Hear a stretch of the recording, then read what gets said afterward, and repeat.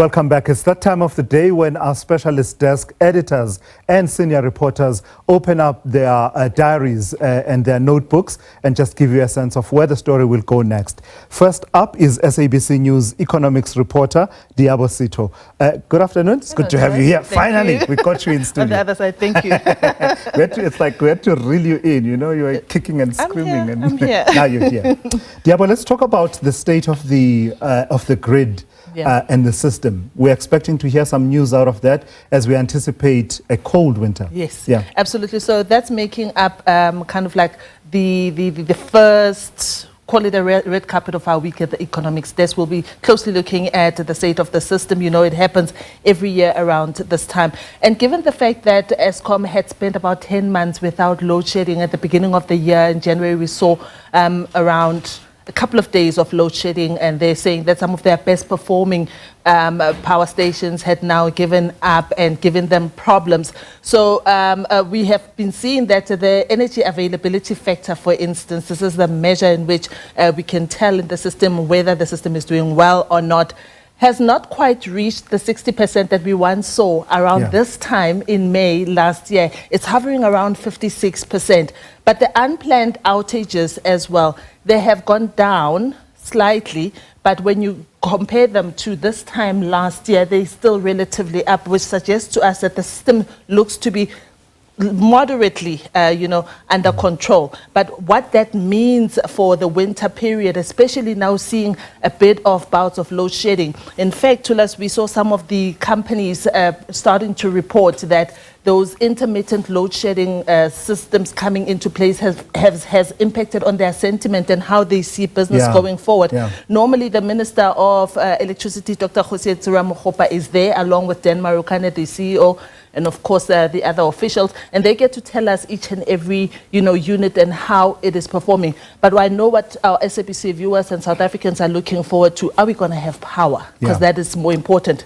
We'll also know about their financial statement. How is it looking? You know, they have that 400 billion rand debt that they've been sitting on and unable to squash it, but they were given some reprieve from the budget. We're also expecting to find out their finances, because those are going to tell us about whether the company is doing well or not, and whether they can be able to give us what they produce, which is electricity. And naturally, conversations about affordability of that product, right? Yes, because tariffs. It's one thing to have electricity, it's quite another to be able to afford it, given the tariffs that is true, because you know that in April last month, Eskom direct customers, they were able to, they saw their electricity tariffs go up, and in July, municipal customers will see their tariffs go up. They were not able to get the tariff that they wanted, the tariff hike of 36%. In fact, they ended up with 12%.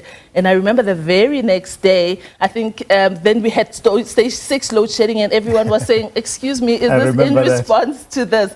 So the affordability becomes an important thing, which is one of the things that Dr. Jose Tsuramokgopa has also mentioned, that at the end of the day, electricity needs to be affordable, and he had promised to, work with the National Energy Regulator to see how it can be made affordable for you and I.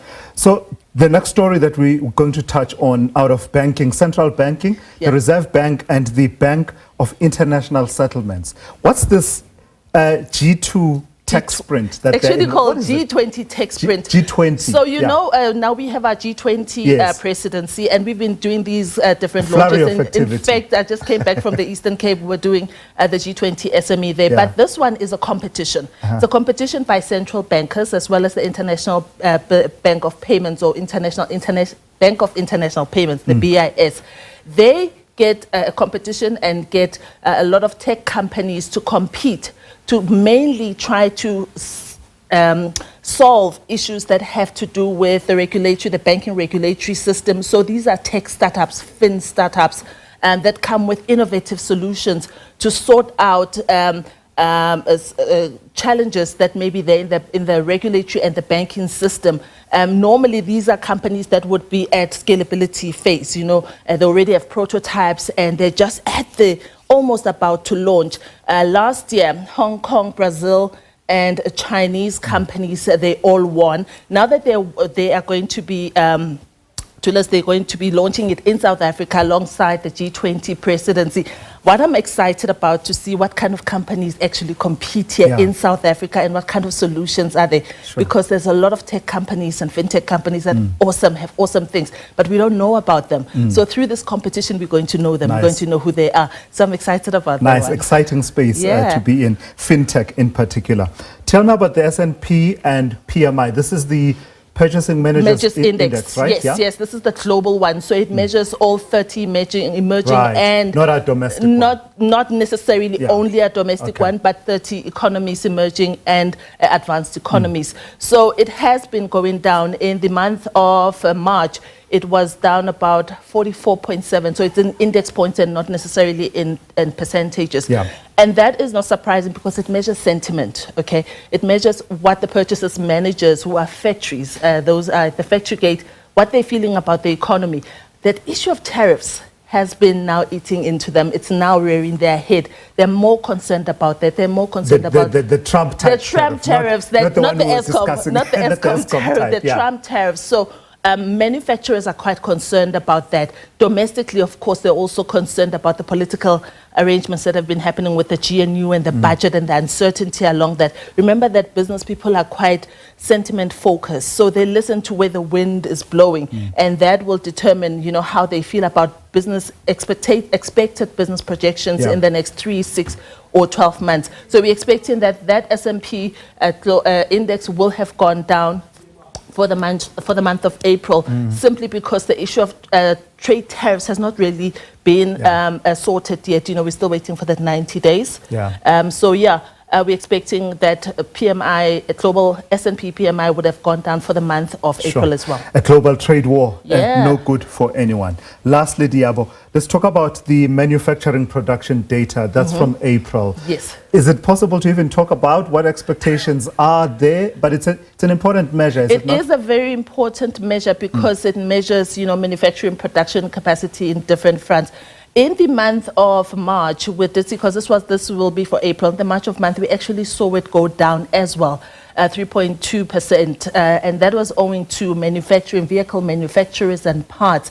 They were not doing very well. The expectation from the trading economics, the forecast is that it would have bounced back to around 4.6% in the month of April. We do not know what the reasons are or what the positive contributors are going to be, but what TEF and other economists that have been surveyed and forecast are telling us that we can expect manufacturing production data to have improved slightly in the month of April to around 4.6%.